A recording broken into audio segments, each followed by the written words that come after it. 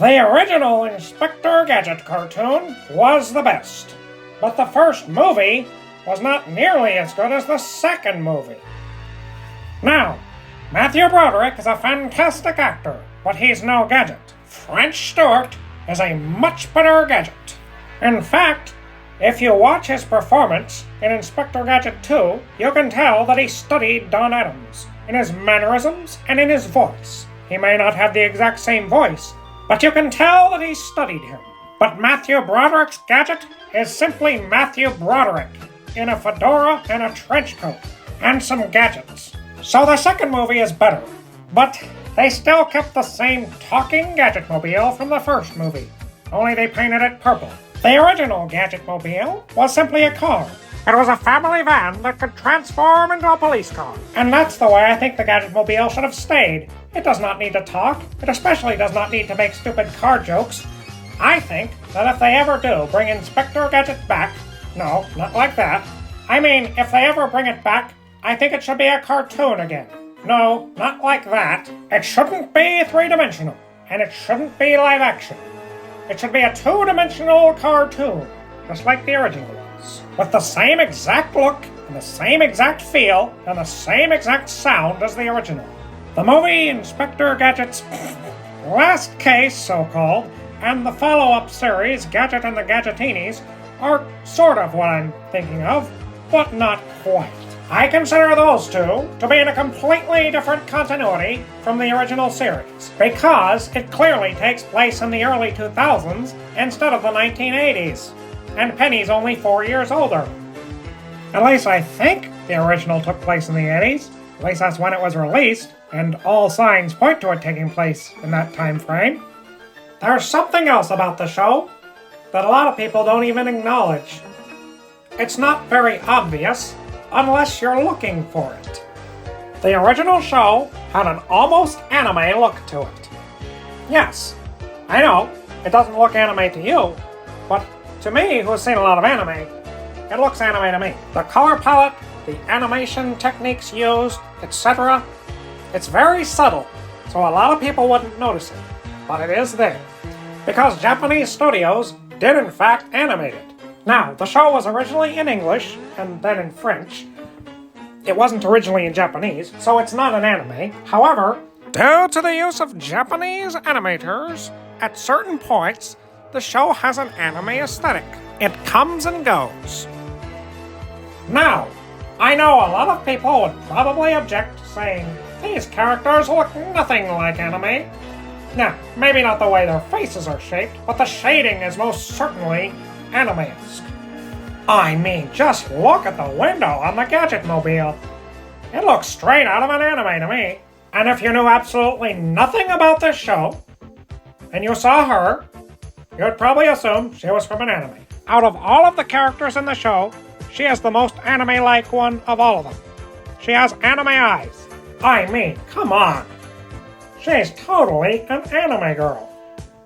Look at that. You can't deny it. You'd be very surprised to learn that the majority of characters look like this. I know, a lot of people don't want to see anime remakes of absolutely everything, but if they were to bring back this show in full anime style, I wouldn't have a problem with that. Because it's actually much closer to what the original style was, as opposed to what they did in the early 2000s. It just looked like a generic early 2000s American cartoon. It did not look like Inspector Gadget at all. The other problem with trying to remake it is the original voice actors are basically unreplaceable, because Don Adams is the greatest Gadget, and Cree Summer is the best Penny. Holly Berger is a decent Penny as well, she was on the same show in the later episodes, but Cree Summer's the best one. Yes, she's still alive, but she cannot do the voice anymore. I heard her try to do it recently, and it does not sound right. Her voice is too low now, and it's also too raspy, because she grew up.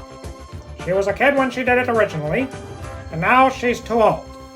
Maurice LaMarche can do a decent Gadget, but he's still not Don Adams. He actually filled in for Don Adams a couple of times on the show, I believe, and he also voiced him in Gadget's Last Case and in Gadget and the Gadgetinis.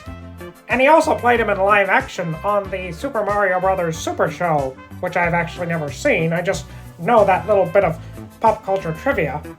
Also, none of the adaptations could replicate the original feel, the original aesthetic, the original atmosphere, or the original music of the show. None of them could do it. Absolutely none of them. They could, of course, replicate the comedy and the slapstick and the fact that Gadget was a complete bumbling moron, but they couldn't replicate the overall feel of the original show. The original show was funny, yes, because of Gadget, but there were serious moments as well. Mostly because Penny was the serious detective. The show was really about her. Gadget was simply the comic relief. All of the adaptations, from the first movie to the second movie to the last case to the Gadgetinis, all of them completely missed this part. They put Gadget front and center as if he was the main character, which he is, but he's not the hero. He's just for funny. He's a joke. He's not the serious part of the show. She is. The show is really about Penny. She is the true hero. Even though she doesn't have any gadgets. She has a computer watch and a computer book, but she doesn't have any cybernetic implants. Because, at the end of the day, intellect beats gadgets. Talent beats tools. And none of the adaptations could match the original soundtrack. It was very distinctive, and it was very much 80s, because all the adaptations were trying to be hip, modern, and new. But in trying to be modern, the original charm of the original show was lost.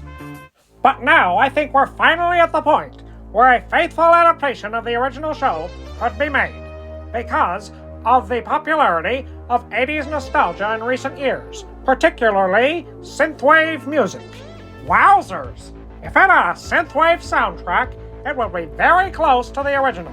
A synthwave soundtrack would work. It would be perfect. It would just be chef's kiss.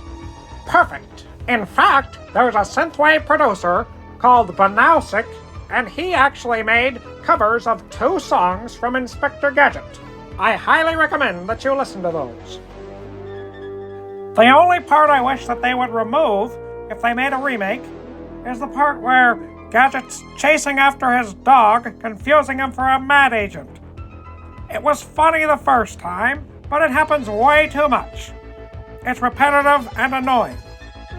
I think that there are more clever ways to showcase Gadget's stupidity. More nuanced ways. Think about all the many ways that Inspector Clouseau and Johnny English have been shown to be stupid in many possible scenarios. Not just a repeated joke. But still, I think Gadget should be much less capable than those 2 characters. As I said before, Penny should be the hero. But still, I think there should be a little more nuance to his stupidity. It shouldn't just be in your face all the time. But he shouldn't be the one to crack the case or solve the crime, unless entirely by accident, as in Clouseau. No, Penny should be the one to solve the crime. Of course, Gadget gets the credit because he always does. She is the true hero. It is not simply a show about a bumbling cybernetic policeman. It is also a show about a kid hacker. And Penny was the first in a long line of kid hackers in cartoons. Many more came after her, but she was the first one. A lot of media portrays hackers as evil, but hacking is a very important skill. If you want a secure system, you need a good hacker. There are 2 types of hackers, white hat hackers and black hat hackers. When it comes right down to it, all a hacker is somebody who just figures out how things really work. They take things apart and put them back together. If it weren't for hackers, we wouldn't have modern computers as we know them today.